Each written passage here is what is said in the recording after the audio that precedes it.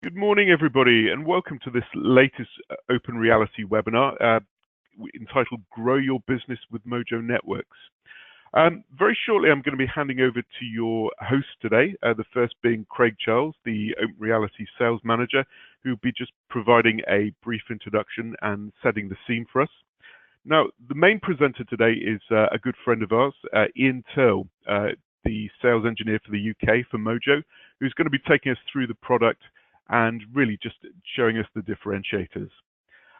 Now, just a bit of housekeeping before we start, just for everybody's convenience. We're going to have the lines on mute this morning, but please don't deter you from asking your questions. Obviously, we've got the chat client there, and obviously, the more interactive we can make it, the better. So, without any further ado, let me hand over to Craig to start the presentation for us. Yeah, thanks, Carlos. Yeah, morning, everyone. I'm literally just going to cover a sort of a single slide. Open Reality, you may or may not know, has been expanding its sort of wireless distribution business over the last few months. So I was just going to cover a quick update on that, and then yeah, I'll pass over to Ian, who'll cover the demo and overview today.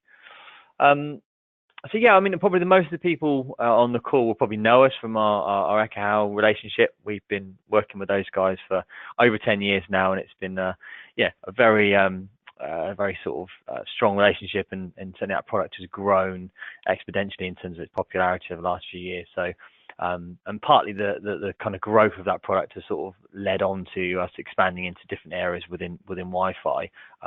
We wanted to build in a Wi-Fi infrastructure vendor as well into the platform, into our offering. And Mojo was the one that we worked with. We looked at sort of a few different vendors, but I'll let Ian kind of cover the technical side of it and the platform. But yeah, I need to say we're really excited about working with Mojo. I think the technology is great, but also commercially, I think there's a good story there for our kind of channel partners. I think some of the feedback we had from other channel partners around more well-known vendors was maybe it was hard to stand out. Margins were a little bit, kind of low, and actually, some of them were kind of overly represented, and it was kind of making it difficult. So yeah, certainly I think Mojo, the price point to the customer and the margin into the partner is good, and there's definitely an opportunity to kind of make your name within the channel. So yeah, like I said, really excited to working with Mojo. High radar was a kind of technology that we've just started to work with. This is almost like an attached sale to work with Ekahau if people are doing kind of AP on a stick surveys. Some of our customers were using sort of various kind of different elements to do sort of survey AP on a stick surveys, and High radar kind of builds that all into one neat package. Final product that we signed is a company called 7Signal, which focuses on sort of wireless performance monitoring as a kind of an overlay to any wireless network. If there's some interest in that, we are actually doing a webinar on that product on the 1st of May, and there's more information on our website. But if there's any questions on any of that, feel free to contact your account manager at Open Reality, or send us an email or give us a call. And yeah, like Carla says, if there are any questions during the session, please put it in the chat box, and yeah, we'll hopefully answer them. And that's all my bits. Ian, I'll pass you over to you to cover your bits, and yeah, thank you. Thank you. Thanks, Craig. Okay, Ian, what I'm going to do is I'm going to make you presenter. So hopefully that's come through. Let me just get the right monitor up. I'm assuming everyone can see that screen now. We can see that, mate. Yep. Superb. Okay. Good morning, ladies and gentlemen. My name's Ian Turl. I'm a Mojo SE. I've been in the Wi-Fi industry for 12 years. I've broken a lot of Wi-Fi. I've fixed a lot of Wi-Fi, and I've sat in the back of comms rooms and schools and classrooms and hospitals trying to fix Wi-Fi. So what does Mojo do? Mojo delivers probably the most secure Wi-Fi platform on the planet.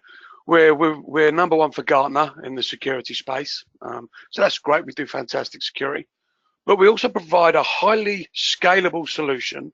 Our largest customer has 120,000 APs on it, on a single platform that provides big data analytics. So we're going to a year's worth of data analytics that you can look at in past history, and you can trend the network, you can tell why the network failed, but more importantly, you can tell why a user has failed on the network. Because we always get those phone calls, the Wi-Fi is down, and it might not necessarily be the Wi-Fi, but the user experience is being affected by that Wi-Fi not working.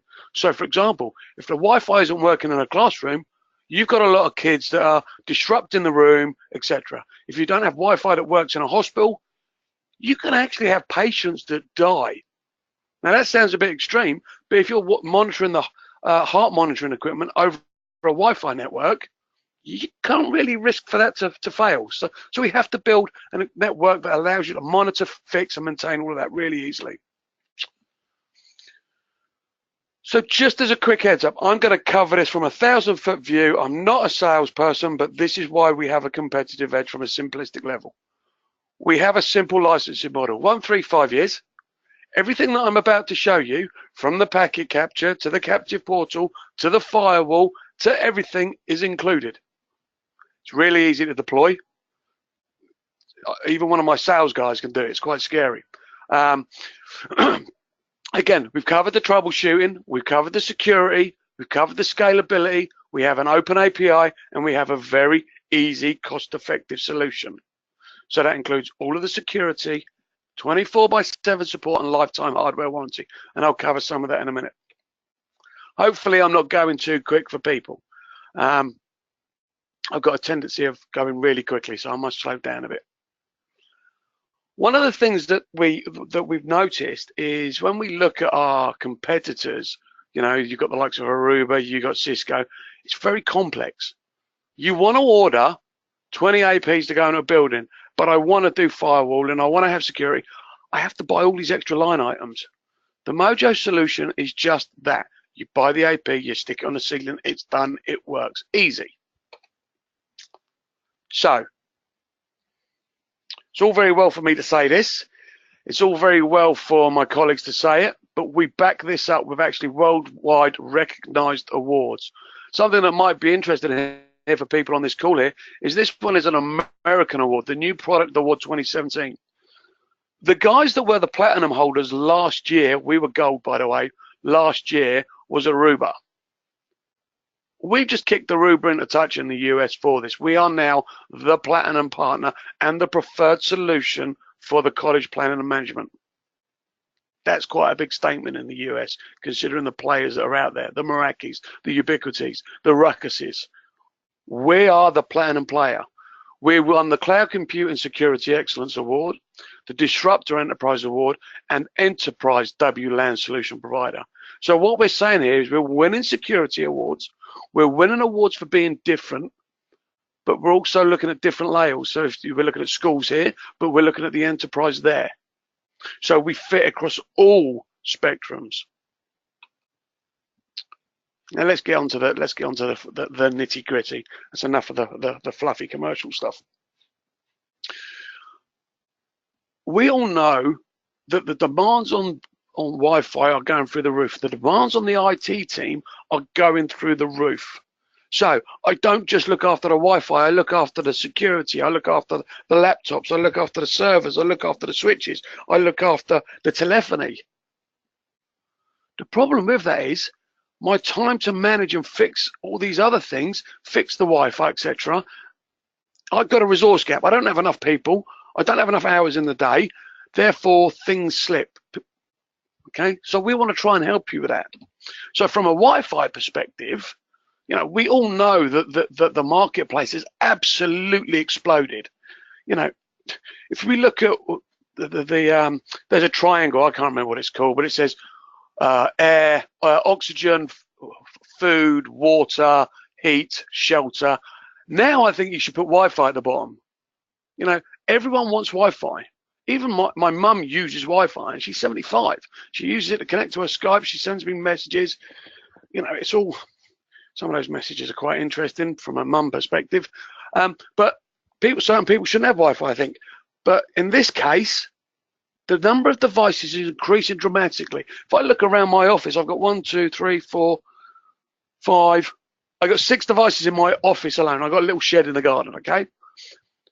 But they're all supporting Wi-Fi. My laptop doesn't have an Ethernet port anymore, okay? So I have to use one of those nice little dongles. Everywhere you go, there's Wi-Fi. The internet provider, the likes of Facebook and Google are using Wi-Fi to get their messaging out there. Microsoft are providing Wi-Fi to schools in third world countries so they can supply Office 365 because it's a web-based, it's a cloud-based service. So I have to have internet access. And talking about these applications, it's more important now that we understand what the applications are doing on the network because they're critical to a business. They're critical to a school. They're critical to a hospital. They're critical to anyone that runs Wi-Fi. Because if I'm running Wi-Fi in my office as my primary connectivity and I can't have a stable Skype for business call, it makes my business look unprofessional. But again, the Wi-Fi it's a black art. Now, I don't have wires to connect. I can't see the little flashing lights are working. So how do I always protect the Wi-Fi? Because the Wi-Fi nearly always gets the blame. Always gets the blame. You'll get the phone call, the Wi-Fi doesn't work. So what Mojo Networks does is we have a way of finding out the root cause of the Wi-Fi issue. Or is it a Wi-Fi issue?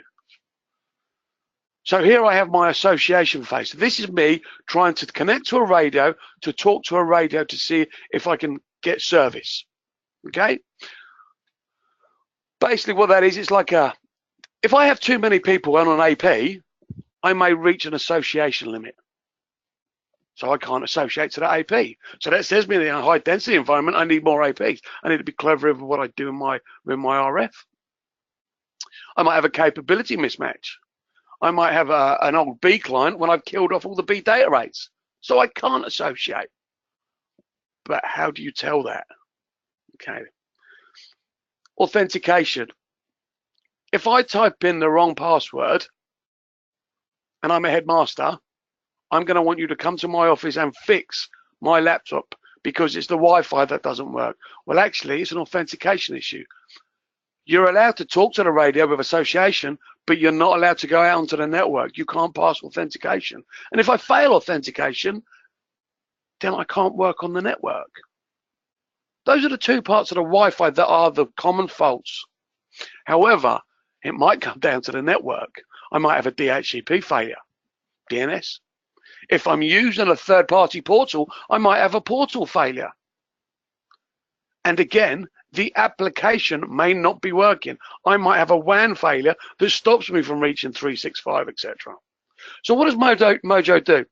Well, actually, we give you direct insight into why a client is failing on the network. We know exactly why that client has failed, whether it's Wi-Fi or whether it's a wired port. And by the way, guys, you don't have to do anything. This is 100% automated. I can look at the latencies across the network. So let's say, for example, AAA, radius latencies.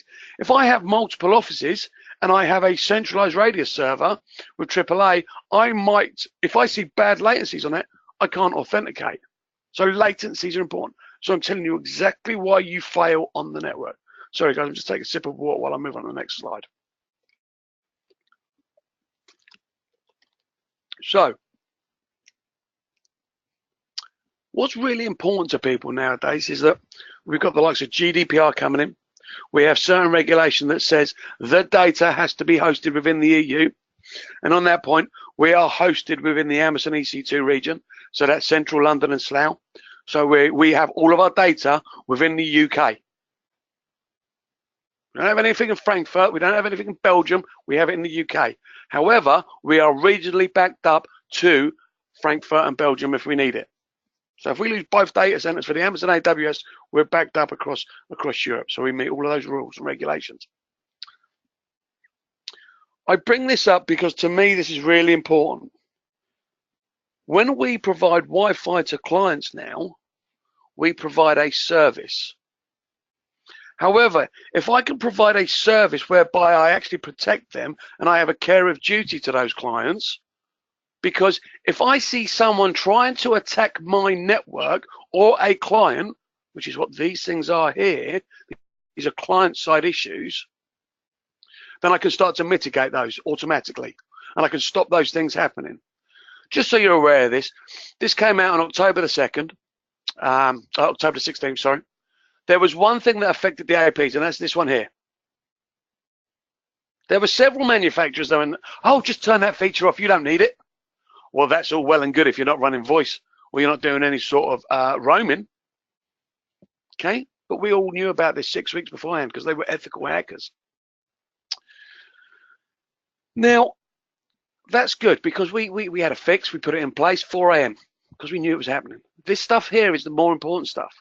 These are clients attacking the 4-way handshake. I'm not going to go down this path, but if you look at our website, there are plenty of videos on there explaining this in depth. We're actually now protecting your clients from being attacked by other clients that are on your network. We do that by using a third radio on our APs as well, and I'll explain about that later. But this is where we get very, very strong and very, very good. Everybody is responsible for the security of the cloud.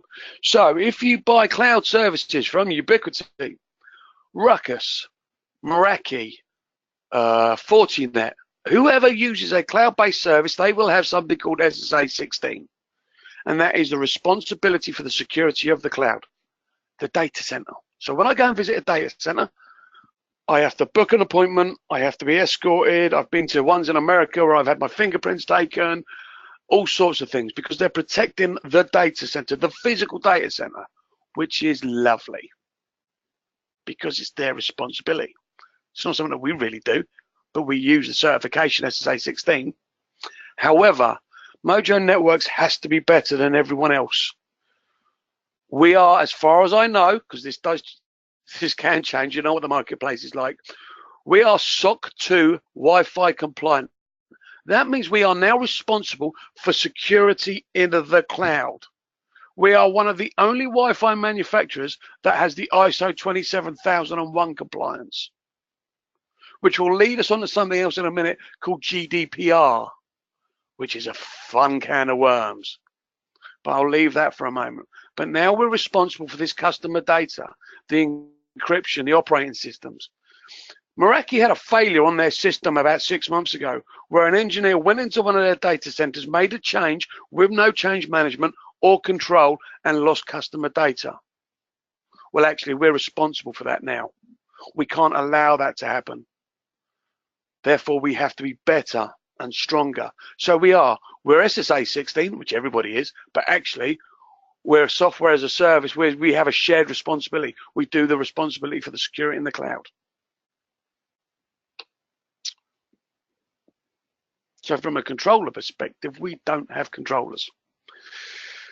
If you look at Ruckus, for example, they use their smart zone as their cloud-based solution, and it's a controller based in the cloud, which means you're controlling your management traffic is sent to the cloud. Well, we don't do that. We actually do our control plane on the APs, and we can explain about that some other time.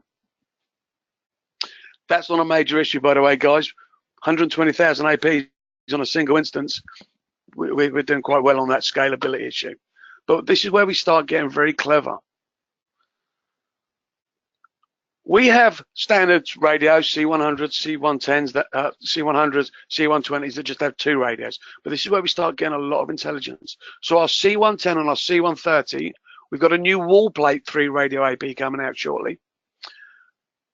But I have a standard 2.4 gig, I have a standard 5 gig radio, and I have a dual software defined network based 2.45 gig as my third radio. I also have more memory and more processing power than any other manufacturer on the planet for their APs. I'll come on to that, but it has a lot to do with what we call this client journey. Remember I was telling you earlier about where the client fails, association, authentication, or network. It's all part of this system here. But on that level, you want to know that you're going to get full support from us. So if you look at Ubiquiti, for example, Ubiquiti's is, you send an email and the group of people around the world that all do handholding might answer those questions for you. Well, actually, we have a 24/7, 365 dedicated support team. And these aren't guys that are just reading scripts. These are guys that know Wi-Fi really well. The level 2 and 3 guys, they almost sit next to each other in the same building. So if you find an issue whereby a layer 2 guy can't fix it, it gets escalated really quickly. I had a support call yesterday for a school, and I wanted them to do this for a test. He sent the email to support. We had a fix and an answer to his problem in 32 minutes. Try getting that from some of the other big players in the market. Our warranty policy is this. If support tells you that that access point has failed, remove it from the ceiling and recycle it ethically. I don't want you to box it up, get a courier to send it back to me and waste your time. I'm not interested in that. We don't care about broken APs. Recycle it, remove it, and we'll send you a new AP. Done. Fixed. So I mentioned to you earlier that we have more memory and more processing than everyone else. And the reason behind that is this. For every client that connects to one of our access points, I will capture 200 packets from that client. I capture a small amount of IP packets, which we don't really care about. But what that does for me is this. If I see a failure, which I have right here at packet number 5, what's going to happen now is I'm going to send that information to the cloud, and I'm going to hold it in the cloud for 30 days. Currently 30 days. This is going to a year. So I could go back in time. So you know when you get that guy that comes to you and says, I was in the Manchester office last week and the Wi-Fi was rubbish, and he's talking to you and you're in the London office. You can't fix it now because he's in the London office. Why didn't he ring you at the time? Well, actually, with our system, because we send it to the cloud, you could go back in time and see why the guy failed on the network. We're giving you data to fix the Wi-Fi network automatically and back in time and trend the network. So why we have more memory. Okay. So what does that give us with the third radio? Well, when we combine the capability to do automatic packet capture, automatic failure resolution, and if I use a third radio, I'm going to give you more data. Well, if I give you more data, I want to give you more accurate data. So I want to be able to select things such as radio resource management. I want to protect the network effectively 24/7, 365. If you look at one of our competitors in the marketplace right now, you could buy their cloud-based solution. If you want to turn on 24/7, 365 security, you have to buy a controller and extra licensing.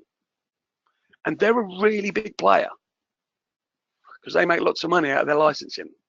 So, but we don't do that. What about if I want to monitor my neighbor APs and my clients and what's going on?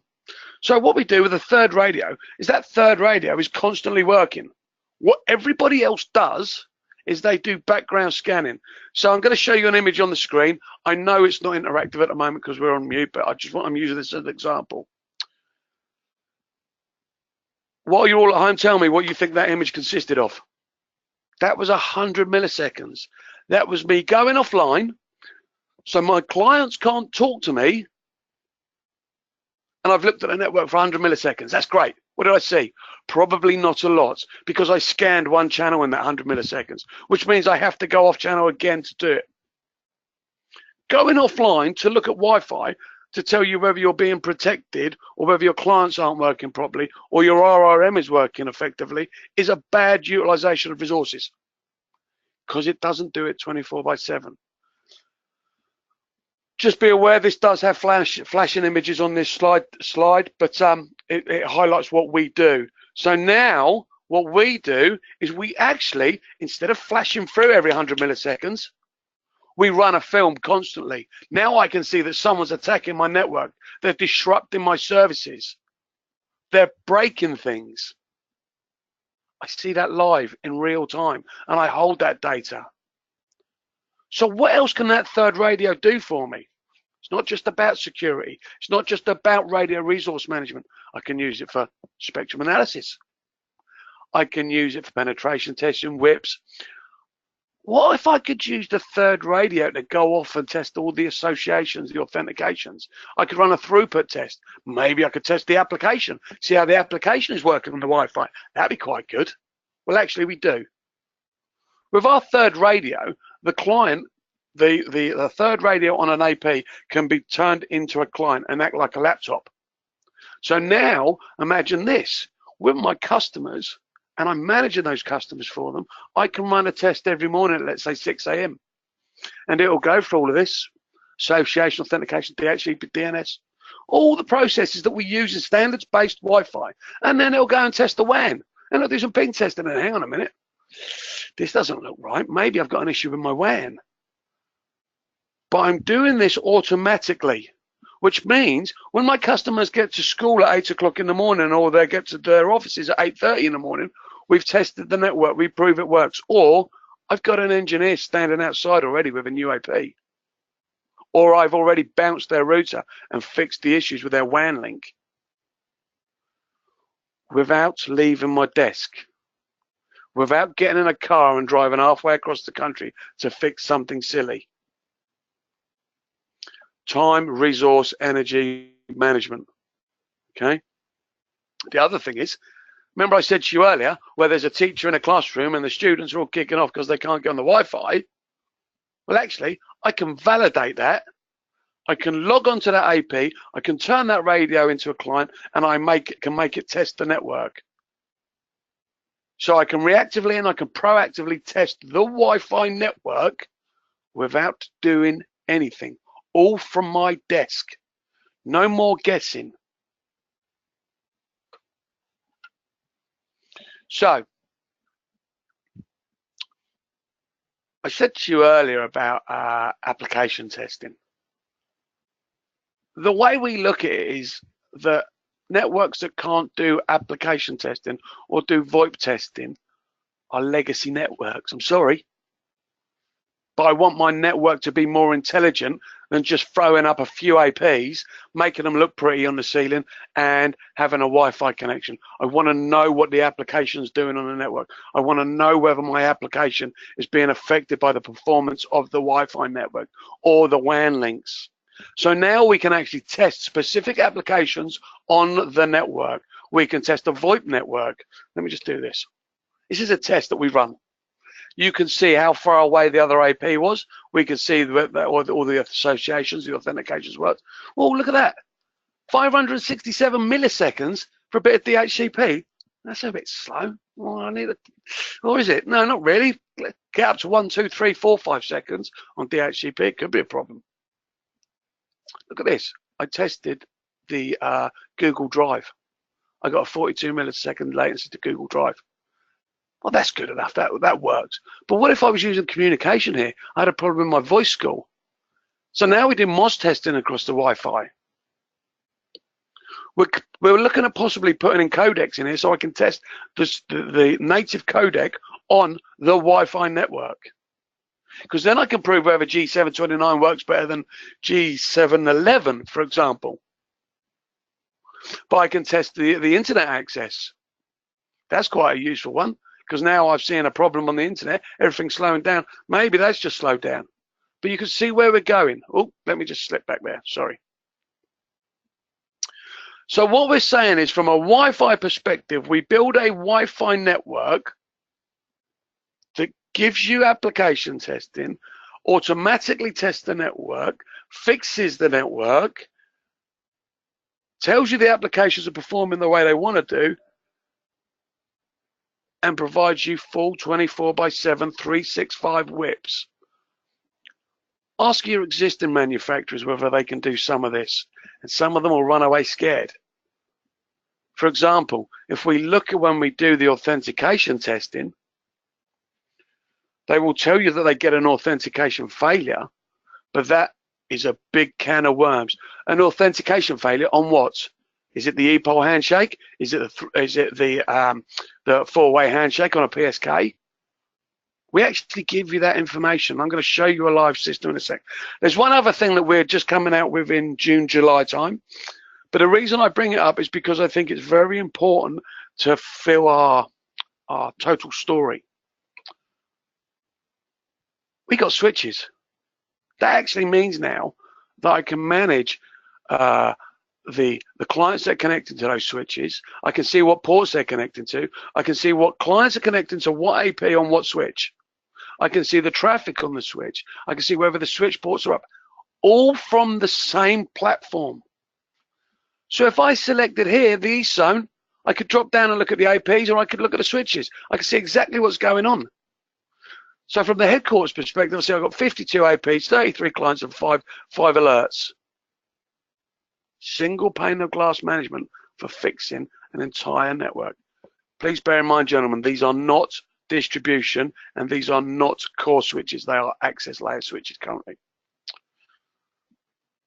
So before I move on to my live demonstration, Carlos, do we have any questions? There's a couple of questions, Ian. Okay.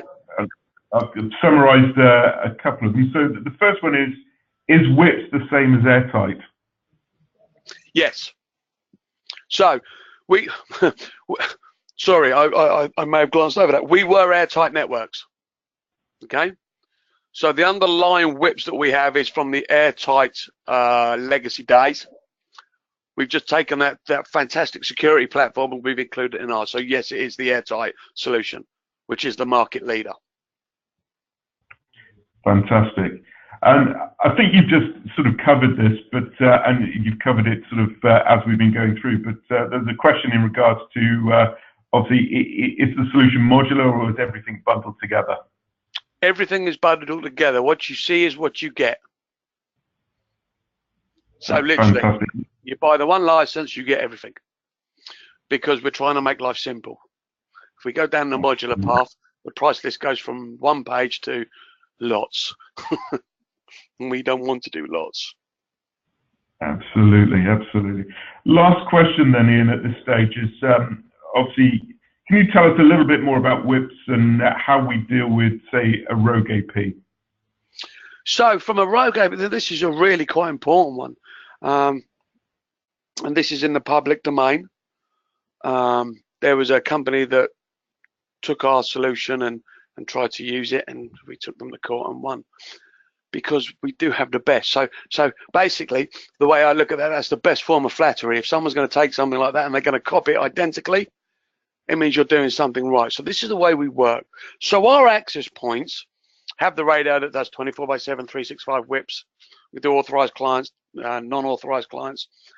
But from a rogue protection perspective, this is what we do. We send out, basically it's a malformed ARP. And we can set that on any VLAN across the entire estate. So you might have VLAN 1, 2, and 3. Sorry, 1's a bad example, but 2, 3, and 4 doing your wireless, and you might have 5, 6, 7, 8, and 9 being used for other things. However, if someone plugs into a switch port that only has port VLAN 9 on it, well then I'm not monitoring that one, but we can monitor all of your VLANs, and we will send out this malformed ARP. Now, what does that do? We send it out across the Ethernet interface. It gets broadcast out across the network. If we see that come out of any other interface apart from an authorized Mojo AP or an authorized wireless device, such as let's say a wireless printer, and I don't recognize that OUI, that says to me I have a rogue AP on the network. We don't interrogate the CAM tables. But what we do is we do two things. We actually start to disrupt the client from connecting to that AP. Now, in some cases with Centrino clients, it's very difficult to disrupt them. So the other thing we do is we actually start doing a poison ARP on that Ethernet switch port. And we could go into that a lot more if we need to later on. If you go onto the Mojo website, there are some very, very good documents about the need for security and the way we do it. So I hope that's covered it off quickly, because that's a totally different subject by itself. But do we know if that's answered the question, Carlos? I believe so, mate. Yeah, and there's no more questions at this stage. Okay, brilliant. So, can you still see my screen, Carlos? We certainly can. Superb. Okay, so this is my home network, guys. This is a live network. This is a beta server that I'm allowed to play with. I'm allowed to show you because I want to show you the stuff that's coming out. But everything you see, apart from this little button here that says beta, is what you get with our solution. So this is the client journey. You can see I've got 10 clients on my network. They're all associated. Everything's working really well. Well, actually, what I did this morning, I deliberately mucked around with my network to break some stuff. The interesting thing is I've had problems with my BSkyB box. I couldn't work out what the problem was until I've just looked at this. I can see it successfully connected. Oh, hang on, what's the problem here? It's an EPOL handshake failure. It means I cannot get my authentication back to my AP. So it might be too far away. You can see the AP, you can see the SSID, and I could drill down into that, and I can open up a packet trace if I want to. Not going to go there yet. But the thing that I'm going to do right now, this is a live Wi-Fi network. So we get live data, we get clients connecting to the network, we get them updating, we get them failing, we get them associating. The other thing I could do with this is I could actually look at my network. I can see how many APs I've got, how many clients I've got, and how many alerts I've got, and I'll go into alerts shortly. But here's all my clients that are on the network. I'll just go back to the dashboard for a second. Bang, we've now changed to 11 because I've just turned my iPhone on. Okay? So from this information, I can see what clients are failing. I can actually drill down if I want to in the last couple of hours, and oh, actually, it's that device and my iPad that are failing in the last couple of hours. I've got an alert on the network that says that I've got a baseband failure on the 2.4 gig. But this is one of the things that's coming out shortly. When we do our floor plans, we're going to give you the capability to see where clients are affected by location. So if I see clients are affected by association, i.e. they can't hear the APs in the cafe, maybe I know that I need to look at putting more APs in, but I'm going off the track slightly. But here I can see the performance of the network. Guys, I really set my thresholds really high on my network to provide bad data. So neg 55, and I want the low data rates to be neg 82. Most Wi-Fi networks, you're going to set that to around about neg 65 to neg 68. You're probably going to set that to between 20 and 30 meg of data, depending on what you're doing. But I've set this high so I can get bad performance. Okay. Our kit isn't bad. It's just I've physically broken it to show that we get bad performance. But I can see that clients have a low RSSI. My Skybox. So as I said, look at that. Neg 58. Channel 5. There's a problem now. I need to fix that in a little while. But if I go back into it again, I look at my performance again. This type of information is what tells me that there's a problem. And we're going to tie that back to that location information that I showed you. I can see that I've got issues with my latencies again with the DNS server and my DHCP server. But right here, right then at that moment in time, there was a problem. 4 clients with low RSSI. Why? So I drilled down into that and I can see exactly what was going on with the network at that moment in time. So the Skybox has an issue. It's got a retry rate. Look at that retry rate, 12.5%. Well, anything over 20% is really bad, but that's not good. But it's telling me I've got a problem on the network. So let's just drop back into that again. I can see my clients by average data rate. I want to see what's going on the 5 gig. 5 gig data rate's good. I'm not seeing a major problem in there. What about on my RSSI? Oh, hang on. Got a little problem there. That's going up slightly. We're giving you the information to look at the whole network and tell what's wrong with the network. You can see that my laptop, my iPad here, has been doing 687 meg. What's going on with that laptop? I want to see. I want to drill down into this a little bit. I'm connected to the network. Hang on, what's going on here? See what AP I'm connected to, but look at this. Because we've got an application level firewall in our APs, we can see what apps are being used on the network. So if we take this as a school, and I've got a student sitting there streaming Sky Go, I suspect that's not educational. I can start blocking these type of apps.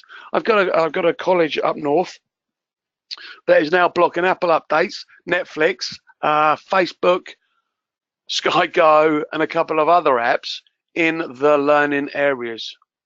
However, when they go to the canteen or they go to the playgrounds, the outdoor areas, they're allowed to access those apps. So they're not affecting the learning time in a school. So we're now giving you that capability to push back onto the network and see what's going on. And again, well, actually, you could see that a location affected by poor performance is my test environment. So I can see what's going on in the network. Let me just go back to that so you can see the beta stuff. So from a WebEx Skype type perspective, and this is the great thing. If I was running this right now at Open Reality's offices and we're running GoToMeeting, I'm on their network, I could tell whether I was having a good performance or a bad performance, if my clients were affected, how many sessions were affected. Because let's be truthful, if I am doing a bad GoToMeeting session where you keep getting dropouts, you're going to drop off the call because you lose interest. If you lose interest, that affects my business. We're going to show you the capability to look at the applications that are running on your network and to see whether they're running in the correct manner. And yes, these are all encrypted data sessions. So we're using machine learning and modeling to build these. No one else is doing this type of work at the moment. Okay. Let me go into monitor. So I'm going to use this as an example. I'm going to show you something live because as a Wi-Fi engineer, if any of you have ever done anything like a Wireshark or an OmniPig packet capture, it's quite complicated. It's painful. It'll give you a headache. You'll sit there and your eyes will start bleeding when you start scrolling through the 3,500 packets that you caught in 2 minutes. So what we're going to do is I'm going to start a live client debug because I've just rung up and said I can't get on the Wi-Fi network. What I'll do, that'll just open another window. Now, I've got my iPad in front of me and I'm deliberately going to go off and I'm going to connect it to another SSID. Where's my doorbell? Hang on. So if I do this, what I like to do is just as a useful one for you. See this associated SSID? I just want to see what SSIDs I'm associated to. Okay? Because I might be associating to the wrong SSID. So if I go onto my iPad now and I select a test SSID I have because I want to break it. Okay, 2 seconds. I've definitely done something wrong here. Let's turn that back on. If you look as well, you'll see my clients dropping packets. Look, 4-way handshake completed, password. There we go. I'm just going to type in the password, which is wrong. I'm deliberately going to break this. And look at this. Straight away, I get a 2 of 4, which tells me my 4-way handshake's failed, which means I haven't passed my authentication. Remember I talked to you earlier about association and authentication. Well, actually, and this is a live system, remember, if I go to dashboard, look, my client shows up instantaneously as a failed client. It selects my client and it tells me in simple terms that I've typed in the wrong password. This is the type of thing, guys, that takes hours for an engineer to do, but I can do it remotely without being on site, without doing anything. This is immense. This is fantastic stuff. And also what I want, if I can do, I can drop down into this. I can go into my office environment. It'll show you a floor plan. My office looks nothing like this. Okay, guys, I'm just using it as an example. But I can select my AP and I can start looking at event logs. I can start looking at packet traces, client connectivity tests. I can turn the power up or down just by selecting these buttons. Event logs are really, really useful for looking at DFS events and stuff like that without having to log into an AP and work out why it's happened. Look, I've got high memory utilization here on this AP. This is quite interesting. I'm going to have a play with that later. But you can see why it's changed channel, etc., etc., etc. All this type of information is the important stuff. But what I want to show you here is earlier I showed you the performance file and the location affected by bad performance. If this was a real office, I suspect a lot of my clients over in this corner of the office would see bad performance because there's a lift shaft in the way and a staircase. That will come up as red, and when I select that red button like I did earlier, it will tell you it's high retries or low data rates. It will give you the information to tell you exactly why that area of the network is getting a bad performance.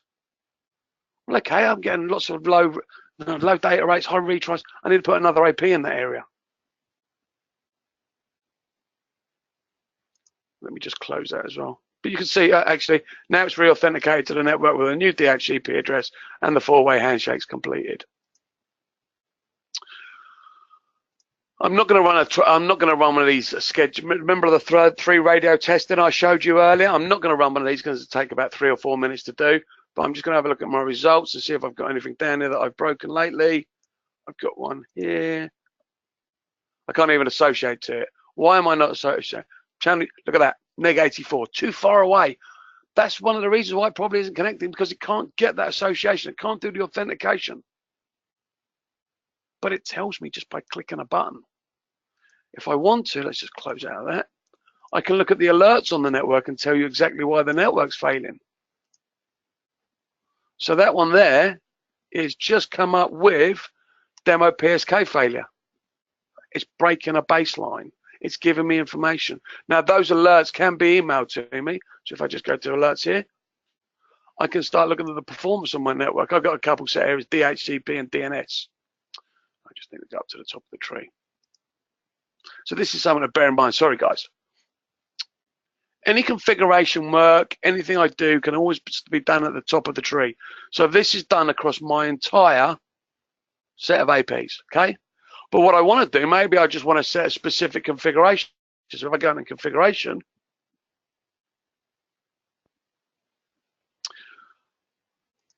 all these SSIDs are done from the top, apart from my office. My office has 2 SSIDs on, because I only want this demo test failure to be working in my office. I don't want it working in the house. I want it in my shed in the garden working, okay? Because I don't want that in the house. So for a school, hotels may have conference rooms. And what I want to do is I want to change the specific SSID in a specific area for that event at that moment in time. So I can put an SSID up, and I can do a captive portal on that, by the way. So let me just do this quickly. I'm going to configure you a new SSID from the top of the tree, because I want you to see how simple and stupid this is. Then we'll get on to some questions. I'm going to add a new SSID. I'm going to type in a load of gibberish, but I want it to be a guest SSID. Up here, look, basic security network. As soon as I select guest, it opens up captive portal for me. If I select captive portal, what it does is if I enable the captive portal, it gives me the capability to go in and start changing the splash page. So from here, I'm going to go in, I'm going to change the background image. And yes, like a good Boy Scout, I had these images prepared earlier.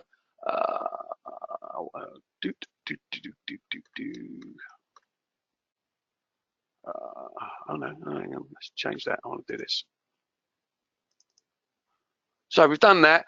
We can change the terms and conditions. We can change the text policies, privacy policies, and I'm just going to save that. By the way, guys, in our next release of code, our captive portal will be GDPR compliant. Because of that ISO 27001 status that we have, we will have the capability to have a fully GDPR compliant, and that information will be coming out very, very shortly. But now you can see instantly, I've just clicked the button, I've changed an image, done. I want to add in SMS. I want my users to log on when I want to do 2-factor authentication. Because if I type in Darth Vader at starwars.com, I'm definitely not Darth Vader. But if I send them an SMS, they have to have their phone. Or I send them an email, they have to accept their email. 2-factor authentication. I could do all the social logins. So if I click this now, I do LinkedIn, Google, Instagram, Foursquare, and I save that, you will note, once we load up the splash page, that all these things change here. Now I have SMS login. I broke that. So let's just go back. Let's get rid of my SMS login. Save that again. Now bear in mind, guys, just make an API call out to the back end. Well, it's just changed that information instantly. Okay.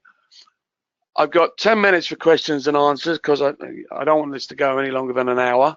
But you can see this is very simple and very easy to configure. If I press firewall, I want to, I can't enable the application firewall because I've not enabled application analytics. So if I change settings, I turn it on from here. Bang, now I can get into application firewall. Now I can start blocking things. I want to block games. I want to block them all. Block. That now means I've blocked all the gaming stuff on the network. Students can't get to that. I'm just going to cancel that and we'll leave it there. Carlos, do we have questions? Where are we? Yeah, fantastic. Thanks, mate. Guys, please keep the questions coming, but there's only one further one at the moment, and that's, can you collect spectrum analysis data? Here's a button I made earlier. So if I do this, if I press spectrum analysis, and guys, please bear in mind, this isn't Cognio, and this isn't Ekahau Sidekick, but what it does do, it actually gives me the capability to look at a network, do a quick spectrum analysis on either the 5 gig or the 2.4 gig up to 30 minutes, and tell me whether I have anything that I should be concerned about. So I don't know whether there's going to be anything going on my network or whether the neighbors are doing anything, but as you can see, it's a basic spectrum analysis. It runs in the background and it gives me some clue as to what's going on. Okay, what we've got down here? I've got something around about channel 10, but again, it's there so that you don't have to get in a car, drive all the way to London to tell there's a PIR in the corner of the classroom affecting the Wi-Fi. Or I see there's a problem, now I'm going to take my Ekahau Sidekick or my Cognio and I'm going to go to site and I'm going to look at the Wi-Fi from a lot deeper perspective. 119 dB, that's quite just next 62, that's quite close. What's going on there? Anyway, I'll have a look at that later. But you can see that's the spectrum analysis. Does that answer that, Carlos? It does, my friend. Yes, that's very good. Okay. Right. I don't think we've got any other questions at this stage. So what we're happy to do is we're happy to stay on the line. And if anybody would like to ask a question directly, we can unmute individual lines. But I think for those that need to get away to their next meetings and also those that want to get to lunch, then thank you very much for your time today. But as I said, Ian and I will stay on the line for a few minutes. And please do raise your hand so I know to unmute the line. But thank you very much. So, Ian, thank you for today. Obviously, we'll hang on for a couple of seconds. Now, obviously, your background, I mean, not only do you know, obviously, Mojo Networks, but you obviously have a history with Ekahau as well. So, obviously, you understand the two solutions. And obviously, this is obviously goes hand in hand. It's very complementary for those guys that already use Ekahau, isn't it? Oh, totally. Yeah. I mean, you know, Ekahau is still a fantastic solution. You still need to go off and do real surveys. Ekahau is designed to do exactly what it needs to do, and that's build a Wi-Fi network that I'm going to put these APs into, and I'm going to do it well. And it's going to be able to do the post-deployment surveys, do the spectrum analysis, etc., afterwards. So yeah, very complementary to each other. Fantastic. Well, my friend, I think we're losing people to next meetings and lunches. So I think what we'll do is we'll end the session there today. So guys, everybody that joined us, that's still with us, thank you very much for joining. And what we'll do is we'll reach out after the webinar today with the recording and links to the recording. So if anybody would like to share it with colleagues, would like to review what's been seen today, then please feel free to do so. But for the time being, thanks very much and have a great rest of the day. Brilliant. Cheers, Carlos. Thank you very much, guys. Everybody have a good day. Bye-bye. Bye for now. Thank you.